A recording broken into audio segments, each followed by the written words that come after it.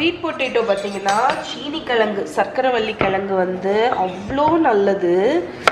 கேலரியுமே வந்து உங்களுக்கு வந்து normal potato sweet potato normal உருளைக்கிழங்கை விட இது வந்து ரொம்ப நல்லது. வெயிட் லாஸுக்கும் சரி நம்ம உடம்புக்கே நல்லது. நான் வந்து தோலை வந்து உரிச்சிட போகிறேன். நல்லா வாஷ் பண்ணி எடுத்துட்டேன். தோலை உரிச்சிட்டு இந்த சின்ன சின்ன க்யூபாக கட் பண்ணிடலாம். இன்றைக்கி நான் வந்து ரோஸ்டட் ஸ்வீட் பொட்டேட்டோ தான் பண்ண போகிறேன். அவனில் வச்சு இதை ரோஸ்ட் பண்ணி எடுக்க போகிறேன். ஸோ ஸ்வீட் பொட்டேட்டோ வந்து ரோஸ்ட் பண்ணும்போது நமக்கு வந்து அதில் நேச்சுரல் ஸ்வீட்னஸ் இருக்கும் தெரியுமா, அது வந்து இன்னுமே நல்ல இதாகும், செம்ம ஸ்வீட்டாகும் ரோஸ்ட் ஆகும்போது. ஸோ எந்த ஒரு வெஜிடபிளுமே அப்படி தான் ரோஸ்ட் பண்ணும்போது அதோட ஸ்வீட்னஸ் வந்து இன்னுமே கூடும். நான் உங்ககிட்ட போன வாட்டி சொன்னேன்ல, பம்கின் சூப்புக்கு நான் அப்பப்போ பம்கினை பாயில் பண்ணுறதுக்கு பதிலாக ரோஸ்ட் பண்ணி எடுப்பேன். அதே மாதிரி தக்காளி சூப்புக்கு கூட தக்காளியை ரோஸ்ட் பண்ணிவிட்டு நீங்கள் போட்டிங்க அப்படின்னா உங்களுக்கு வந்து நல்ல டேஸ்ட்டு கிடைக்கும். ஸோ இதை இப்போ வந்து சின்ன சின்ன க்யூப்ஸாக தான் கட் பண்ண போகிறேன். அப்போ தான் ஃபாஸ்ட்டாக ரோஸ்ட் ஆகும். ஸோ இந்த மாதிரி க்யூப்ஸாக கட் பண்ணிடுவோம். ஸோ சர்க்கரைவள்ளி கிழங்கு ஃபுல்லாக கட் பண்ணியாச்சு. இப்போ இதை நம்ம வச்சுருக்கிற இந்த பேக்கிங் ட்ரேயில் ஆட் பண்ணிடலாம். நான் எப்போவுமே கொஞ்சம் ஒரு 1 or 2 மொத்தமாக பண்ணி வச்சுருவேன். அப்போனா ஃப்ரிட்ஜில் நம்ம ஸ்டோர் பண்ணிக்கலாம். ஏன்னா எனக்குன்னு தனியாக அப்புறம் செய்கிறது வந்து ஒவ்வொரு மீலும் செய்கிறது கஷ்டம். அதனால் செய்யும் போதே அட்லீஸ்ட் ஒரு 2 மீலுக்கு தக்கன நான் பண்ணிடுவேன். இப்போ இன்றைக்கும் இது பண்ணியிருக்கேன், நாளைக்கும் இதை எடுத்துக்கிற மாதிரியே நான் பண்ணியிருக்கேன். ஸோ இதில் மிச்சம் வரக்கூடியதை நான் வந்து எப்படியும் இது 3 நாளைக்கு கூட பத்தும். ஆனால் சம்டைம்ஸ் நான் வந்து இதை ஹாஃப் ஆட்டு டிவைட் பண்ணி பாதி செஞ்சோன்னா ஒரு கண்டெய்னரில் வச்சு ஃப்ரிட்ஜில் வச்சுட்டோன்னா நாளைக்கு நம்ம எடுத்துக்கலாம். தேங்காய் எண்ணெய் 2 டீஸ்பூன் தேங்காய் எண்ணெய் மேலே ஊற்றிடலாம்.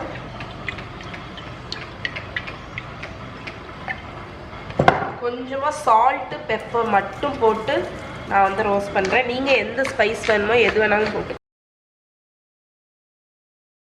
ஸோ இதை நல்லா டாஸ் பண்ணிவிட்டேன். இப்போ அவனை 220 டிகிரி செல்சியஸ்க்கு ப்ரீ ஹீட் பண்ணியிருக்கேன். அதில் வச்சு ஒரு 30 நிமிஷம் நல்லா ரோஸ்ட் ஆகிற வரைக்கும் விட்டுறலாம். ஸோ இது நல்லா குக் ஆகணும். குக் ஆனதுக்கப்புறம் எடுத்துகிட்டு வரேன். ஸோ 1/4 கப் கீன்வா நல்லா வாஷ் பண்ணி எடுத்திருக்கேன்.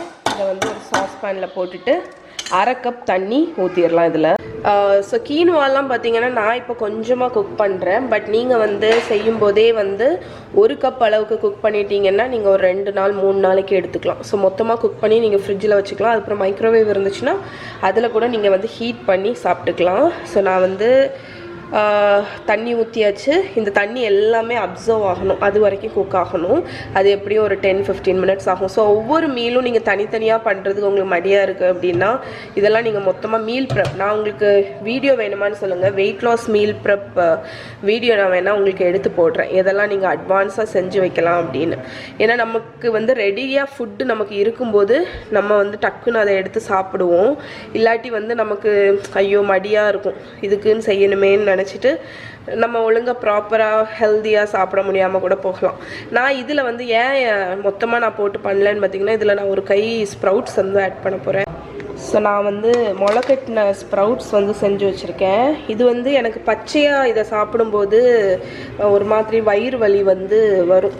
அதனால நான் என்ன பண்ணுவேன்னா, ரைஸ் குக் பண்ணும்போது மில்லட்ஸ் குக் பண்ணும்போது இதில் ஒரு 1/2 கப் அளவுக்கு நான் போட்டுருவேன். ஸோ அது வெந்துடும் பார்த்தீங்களா. ஸோ இந்த மாதிரி தான் நான் வந்து இந்த ஸ்ப்ரவுட்ஸை வந்து யூஸ் பண்ணிகிட்ருக்கேன். ஸ்ப்ரவுட்ஸ் எப்படி பண்ணணும் அப்படிங்கிறது வந்து என்னோடய ரெசிபி சேனலில் இருக்குது, லிங்க்கு கீழே கொடுக்குறேன், செக் பண்ணிக்கோங்க. இப்போ நம்ம வந்து ஒரு மூடியை போட்டு மூடி இந்த கீனுவா குக் ஆகிற வரைக்கும் விட்டுறலாம். எப்படியும் ஒரு 10-15 மினிட்ஸ் லோ ஃப்ளேம்லேயே குக் ஆகட்டும். நம்ம கீனுவா இந்த சைட் குக் ஆகிட்டுருக்கா. நான் வந்து இன்றைக்கி ப்ரோட்டீன் பார்த்திங்கன்னா சிக்கன் எதுவுமே எடுக்க போகிறதில்ல. இன்றைக்கி வந்து வெஜிடேரியன் தான். கொண்டக்கடலை வந்து வேக வச்சு வச்சுருக்கேன். ஸோ இது வந்து நான் மீல் ப்ரெப் பண்ணி வச்சுருவேன்.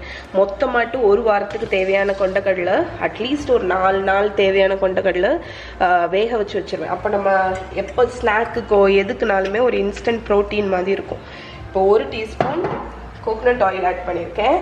அதில் பாதி வெங்காயம், பாதி கேப்சிகம், 2 பல்லு பூண்டு. ஸோ இதை ஆட் பண்ணி இதை வந்து ஒரு 2 மினிட்ஸ் ஃப்ரை பண்ணுவோம். இப்போ நான் வந்து என்ன பண்ணுறேன்னா கொண்டைக்கடலை கறி எதுவும் பண்ண போகிறதில்ல, ஆனால் ட்ரை ஆகிட்டு ஒரு கொண்டைக்கடலையை வந்து வெறும்போல் அந்த பவுலில் போட்டு சாப்பிட எனக்கு ஒரு மாதிரி இருக்குது. இப்போது ரைஸ் பவுல் மாதிரி தானே நம்ம பண்ண போகிறோம், அதனால் கொஞ்சம் அதுக்கு மசாலா போட்டு கொஞ்சம் ஃப்ளேவர்ஃபுல்லாக ஆக்கிட்டு நம்ம வந்து அந்த பவுலில் போட்டோம்னா நல்லாயிருக்கும். கீனுவா கூட சாப்பிட்றதுக்கு நல்லாயிருக்கும். இது ஒரு 2 மினிட்ஸ் வதக்கிடலாம். ஸோ இதில் வந்து ஒரு தக்காளி வச்சுருக்கேன், தக்காளியும் ஆட் பண்ணிடலாம். ஆட் பண்ணிவிட்டு ஒரு 2 மினிட்ஸ் இது ஃப்ரை ஆகட்டும்.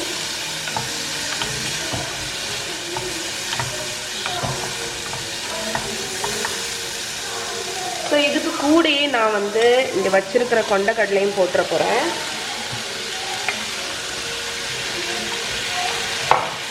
இதெல்லாம் ரெடியாக நீங்கள் பண்ணி வச்சுக்கோங்க, அப்போ வந்து உங்களுக்கு ரொம்ப வசதியாக இருக்கும். கொஞ்சமாக உப்பு. ஸோ உப்பு போட்டு மிக்ஸ் பண்ணதுக்கப்புறம் ஒரு மூடி போட்டு இது ஒரு 5 நிமிஷம் குக் ஆகட்டும். ஓகே ஃப்ரெண்ட்ஸ், ஸோ நம்ம இது வந்து ஒரு 5 மினிட்ஸ் குக் ஆகிட்டுருக்கு. தக்காளி எல்லாம் நல்லா மசிஞ்சாச்சு.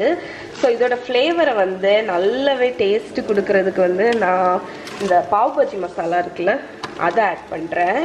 நீங்கள் எந்த மசாலா பொடி உங்களுக்கு வேணுமோ அதை ஆட் பண்ணிக்கலாம். பட் பாவ் பாஜி மசாலா போட்டோன்னே அது வந்து ஒரு நல்ல ஒரு டேஸ்ட்டு கொடுக்கும்.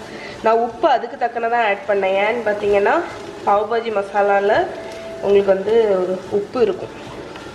ஸோ உங்களுக்கு இன்னும் எக்ஸ்ட்ரா சில்லி பவுடர் ஏதாவது போடணும் அப்படின்னா நீங்கள் போட்டுக்கலாம்.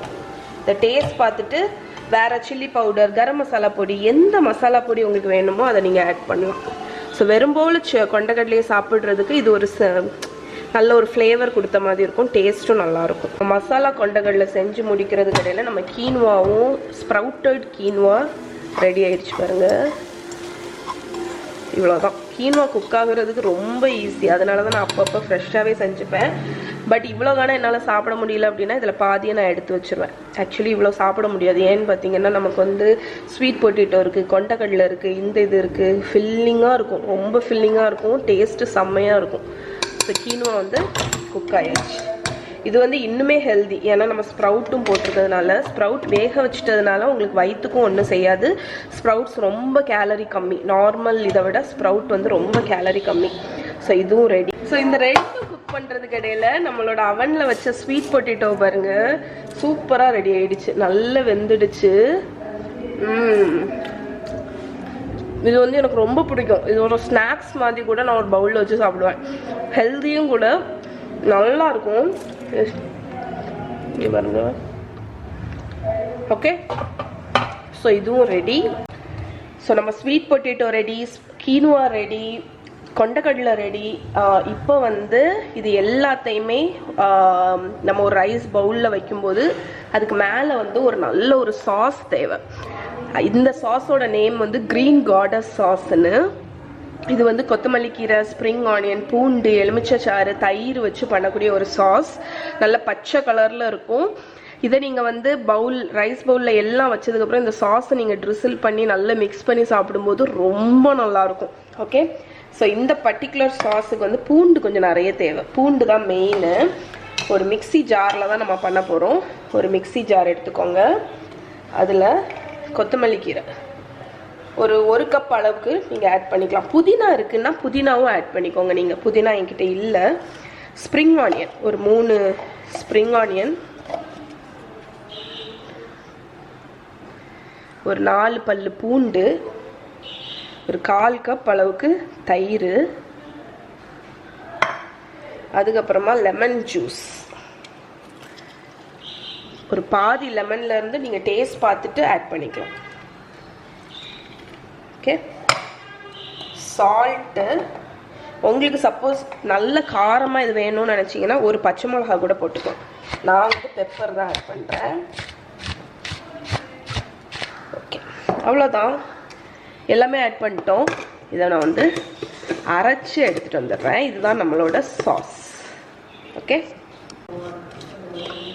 ஓகே, நம்மளோட கிரீன் காடஸ் சாஸ் ரெடி.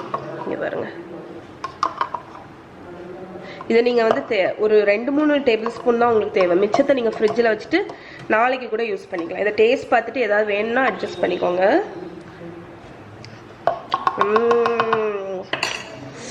வேற லெவலு. ரொம்ப ஃப்ரெஷ்ஷாக ஒரு டேஸ்ட் வந்து கிடைக்குது.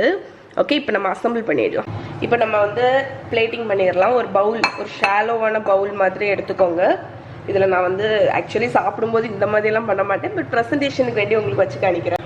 ஸோ ஃபஸ்ட்டு பேஸில் எப்போவுமே உங்களோட மெயின், ஸோ நான் பாதி கீனுவா, ஒரு சைடில் ஸ்வீட் பொட்டேட்டோ, அடுத்து நம்மளோட கொண்டக்கடலை. ஸோ இது நம்மளோட குக்டு வெஜ். இது இப்போ ரா வந்து குக்கும்பர், இன்னைக்கு வந்து குக்கும்பரும் தக்காளி. இப்போ நம்மளோட க்ரீன் கார்டஸ் சாஸ், இந்த சாஸ் இருக்குல்ல, ஏன்னா இதெல்லாம் நீங்கள் பார்த்தீங்கன்னா இது எல்லாமே கொஞ்சம் ட்ரையான ஐட்டம், அதனால இந்த சாஸ் தான் வந்து உங்களுக்கு வந்து கொஞ்சம் சாஸ் தான் சாஸ் அதனால. ஓகே, ஸோ இங்கே பாருங்கள் நம்மளோட ரைஸ் பவுல் ரெடி. இதில் வந்து கொஞ்சம் கலருக்கு வேண்டி பொமிகிரானட், அது கலரு ஒன்று, இன்னொன்று வந்து டேஸ்ட்டுமே கொடுக்கும் உங்களுக்கு.